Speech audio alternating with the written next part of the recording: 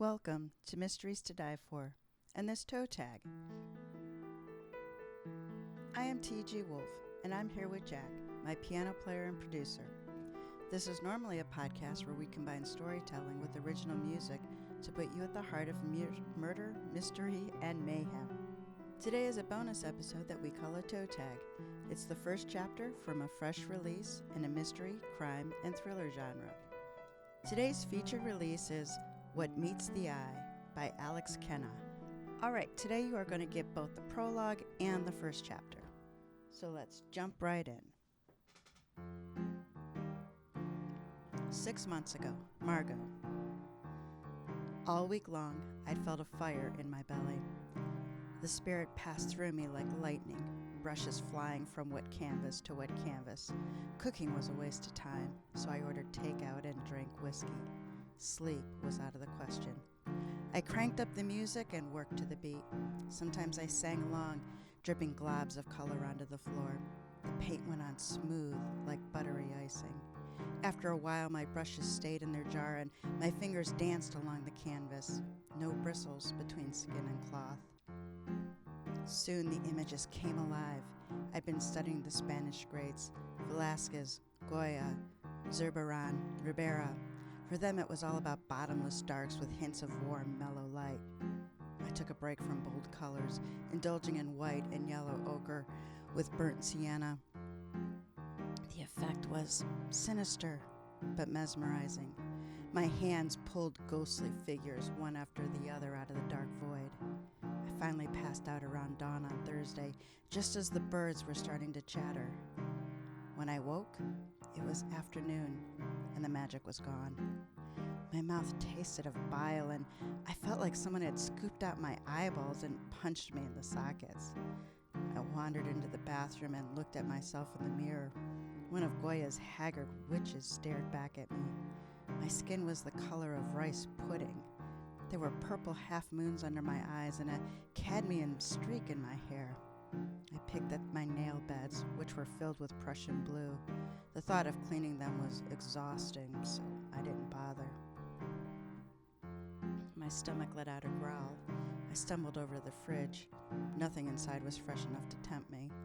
I turned to a soggy takeout container on the kitchen table. The wax cardboard had partially melted, and a puddle of sauce oozed onto the table.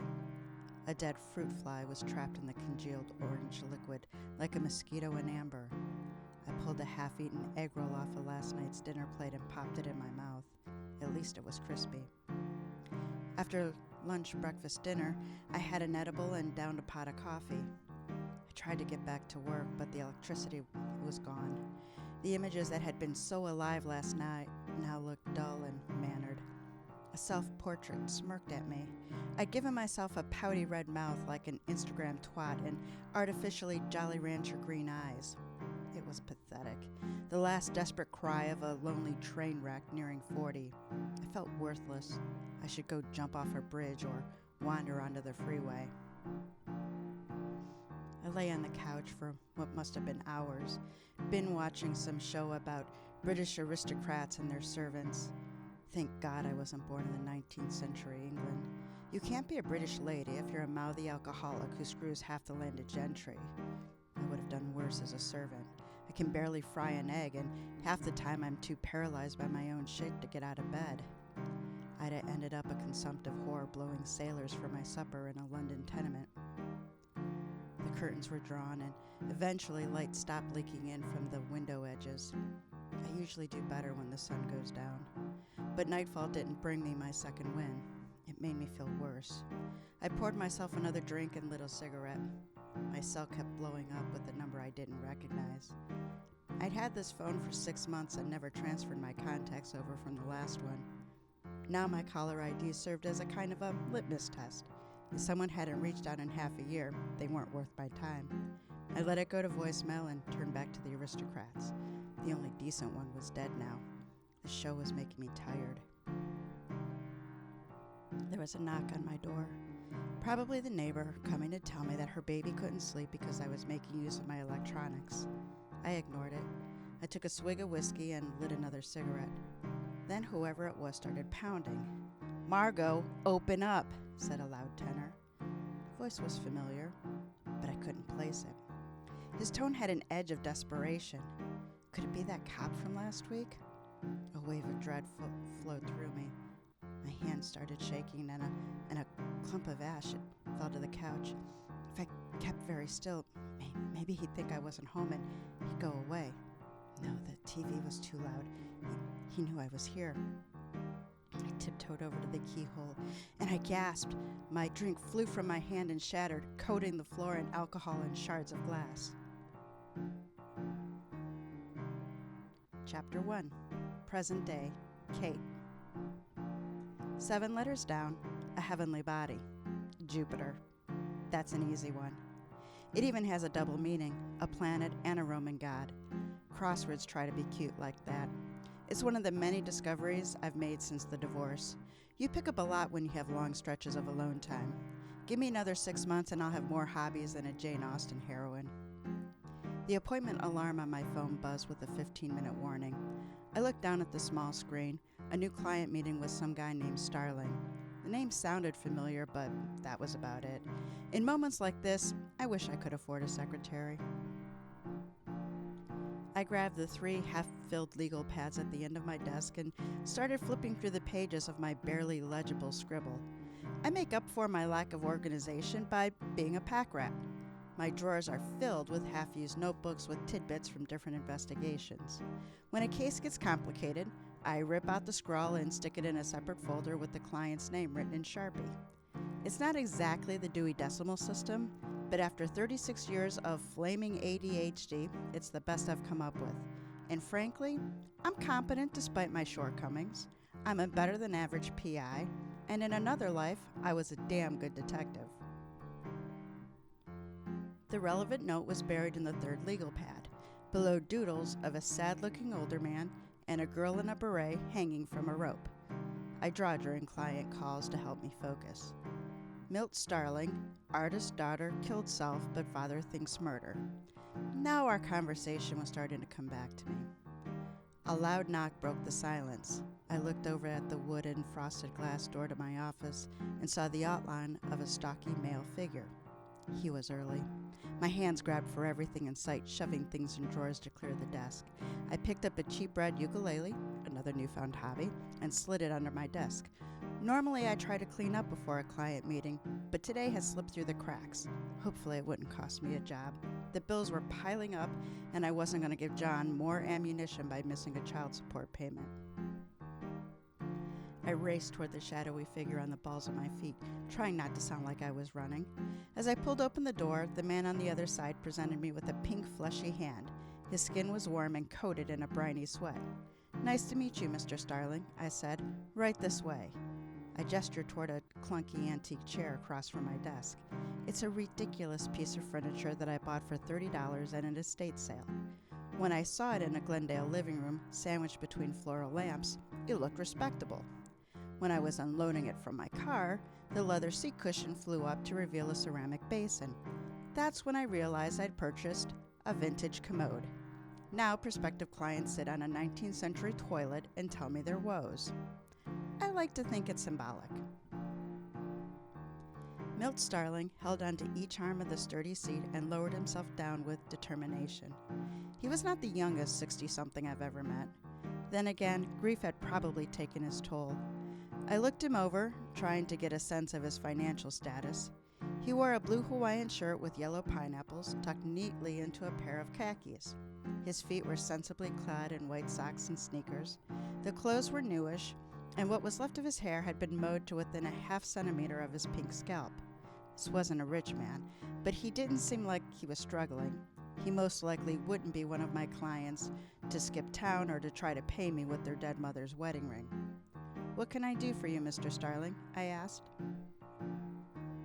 He glanced over at the graveyard of half-finished Coke bottles on top of my file cabinet.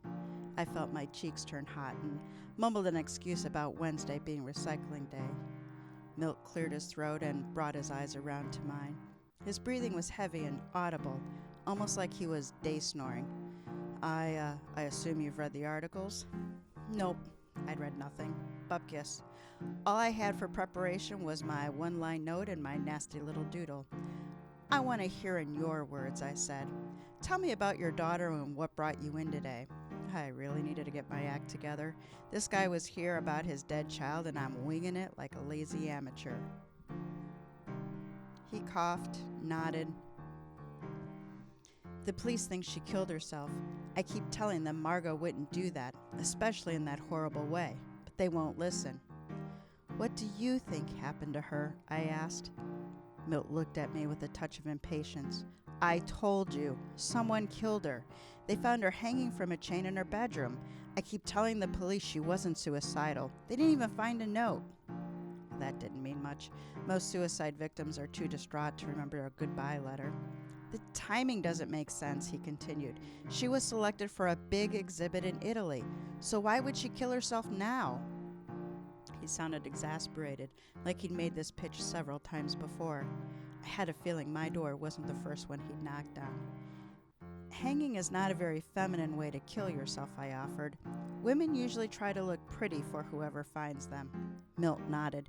Exactly. Margot liked to look nice. She cared about clothes, that kind of thing. She was a beautiful girl. With effort, he adjusted his weight onto one haunch and straightened the opposite leg to loosen the fabric around his pocket. This was about the time in the interview when a client shows me a picture of their loved one, and I supply a generic, "Your husband was so handsome," or "What a great smile," or "She looks happy." He flipped open his wallet and pulled out a photo of a stunning young woman. Black hair, big light eyes, delicate features. She wore an amethyst-colored dress and a matching necklace. "Wow, Mr. Starling, she looks like a movie star," I said truthfully. She didn't seem like the type of woman who would hang herself. Swallow pills, maybe, but only after doing her hair and makeup. Then again, I knew nothing about Margot, and stereotyping was a great way to wreck an investigation before it got started. Milt nodded again. She was beautiful and talented. None of the other artists could paint like her. "Is there anybody you can think of," I asked, "who might have wanted her dead?" He shook his head. "I've gone over it in my mind every day for months. I can't think of anyone." "Did she have a boyfriend?" I asked. Milt grimaced. She didn't talk much about her love life. I noticed a St. Christopher pendant around his neck, maybe the one like my grandfather used to wear. Maybe the Starlings hadn't approved of their daughter's bohemian lifestyle. He went on. There were a lot of boyfriends, a serious one in art school. She was seeing her dealer for a while, but I think he was using her, to be honest. Slimy little parasite. Well, this was interesting. If Margot had a drug habit, she could have been involved with some very unsavory characters. Her dealer? I asked. Did she... I must have made a face because he cut me off quickly. No, not like that. Her art dealer. He sold paintings, not drugs. Milt paused for a moment and stared at his hands. You know, Margot's mother followed her on the gossip websites. She was always pictured with some businessman or useless party boy. One of them had bleached hair and wore eyeliner. He let out a bitter chuckle. Did anyone have a grudge against her? I asked. He shook his head. Even an argument that seemed minor at the time could turn out to be relevant, I said. Not that I know of, said Milt, but we weren't that close anymore. I saw Margot at holidays, and sometimes she called me to chat. When she was younger, we talked about everything. But when she went the art route, she kept it superficial. I nodded and scribbled on my notepad. He wasn't giving me a lot to work with. Surely there was some ex or former business partner with whom she had shared bad blood. Was Margot unhappy? I asked. Milt shrugged. She always sounded cheerful when we talked, but I know that world took a toll on her. They expected her to be this free spirit, and she put on a show for people. It must have been tiring after a while. He hadn't really answered my question, and I had a feeling he was holding something back. Did you get the sense that she was depressed? Margot was bipolar, said Milt. He spoke those words in a disassociated monotone of a long-suffering parent. I'd heard the voice 1,000 times when I worked family violence. It's not Billy's fault, officer. He's a sweet boy when he takes his clozapine. Do you know if she was on medication? If Margot went off her meds, it could explain why she decided to end things. Milt shook his head again. She tried, but it flattened her out. Margot said it took away her creativity and her painting got, well, muddy was the word she used. She just dealt with it when she got dark. She never tried to kill herself. She wouldn't do that. I had an uneasy feeling. This would be the third case I've taken from a grieving parent convinced that their child wasn't the suicide kind. Each time I confirmed that the victim had taken his own life. Afterward, the clients called me back, calling me a hack, and left nasty Yelp reviews. This case would probably be more of the same. Margot was a troubled woman who got dark and refused to take meds. Plus, it sounded like her death was heavily publicized. The LAPD takes media cases very seriously. They would have explored every lead. Reopening the inquiry would just prolong Starling's pain without bringing them any closure. Mr. Starling, I need to be honest with you, I said. He winced. I could tell this wasn't the first time he was given this speech. I've worked suspected suicide cases before, and every time I've confirmed the police got it right. I'm hesitant to take your money when, in all likelihood, I'd just be duplicating their work and wasting your time. Milt let out an exasperated sigh. You're the fourth private investigator I've talked to. Everyone says the same thing. He glanced again at the Coke bottle assemblage on my file cabinet. I get it. I'm used to being the fourth choice. Look, he said, money's no issue. My daughter left us a fortune, but we need to know what happened to her. My wife is still in Ohio. I've spent the last 6 months away from home trying to get answers. If you won't help me, I'll go through the phone book until I find someone who will. If that doesn't work, I'll start knocking on doors myself. He was breathing heavy now. His barrel chest heaved up and down, and his eyes shone. I can't stand it when older men cry. Men like my dad, from a generation where stuffing your emotion was the name of the game. I'll do just about anything to keep it from happening. Okay, I said, regretting it the instant the words left my lips. I'll do what I can to help you. Give me everything you have on your daughter. All right, that is the prologue and the first chapter of What Meets the Eye by Alex Kenna. So let's learn a little bit about Alex. Alex is a lawyer, wife, and amateur painter. Before law school, Alex studied painting and art history. She also worked as a freelance culture writer and sold art in a gallery. Originally from Washington, D.C., Alex lives in Los Angeles with her husband, son, and a giant schnauzer named Zelda. It's an awesome name. When she's not writing, Alex can be found exploring Southern California, toddler-wrangling, that is a full-time job, and playing string instruments badly. That's the same way I play guitar. What Meets the Eye was released December 2022 from Crooked Lane Books and is available from Amazon and other online retailers. All right, so here is my review. So What Meets the Eye is a private eye investigator mystery. PI Kate Miles takes a job that everyone else has turned down, the investigation of an avant-garde artist's death. LAPD, Kate's former employer, determined it was a suicide, but of course the father doesn't buy it for no fact-based reason. Kate has taken this job before, and 3 out of 3 times the cops were right. But this time just may be different. Of course it is, or there wouldn't be a really awesome book. Bottom line, What Meets the Eye is for you if you like your art edgy, your stakes high, and your dirty deeds done anything but cheap. So what are the strengths of this story? The setting is one of the stars. This mystery is embedded in the LA art scene and told in a way that can only be done by someone with Kenna's unique background. I mean, this story goes beyond the death of a star artist and makes it one of the most interesting mysteries I've read in a long time.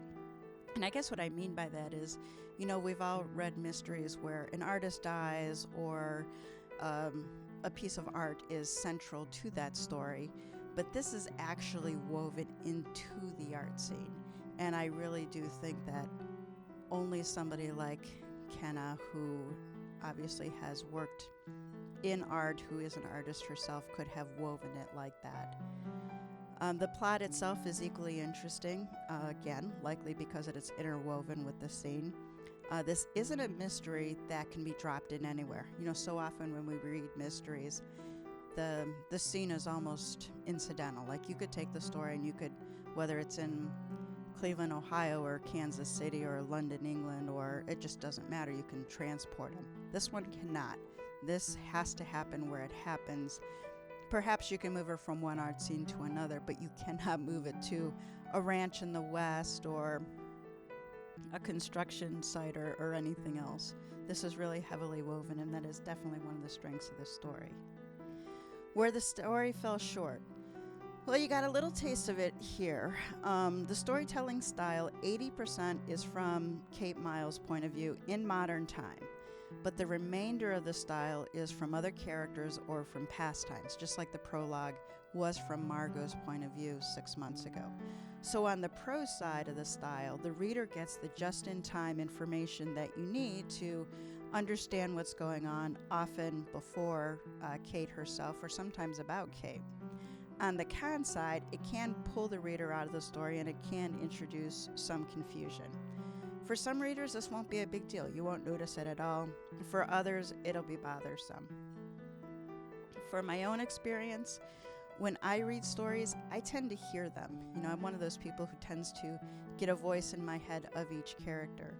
And so I did have trouble that I heard everybody with Kate Miles' voice, whether the narrator was supposed to be male or female, whether it was 8 years ago or whether it was now. All in all, I was able to overcome it and really enjoyed this book. The story is very interesting. The plot is worth it. But after I finished reading the book, I did go on to Amazon, and it seemed like those who did have trouble with this book, that was the number one cause of issue. So I would suggest giving it a shot. It's really worth it. The downside is minor, the upside is huge. So that is What Meets the Eye by Alex Kenna. Read it, review it, help others find it. This is a great and unique mystery. And bonus, this is Alex Kenna's debut story, so help others find her. Thank you so much for joining this toe tag, and join us back next week for our full Mysteries to Die For episode. Thank you. Bye-bye.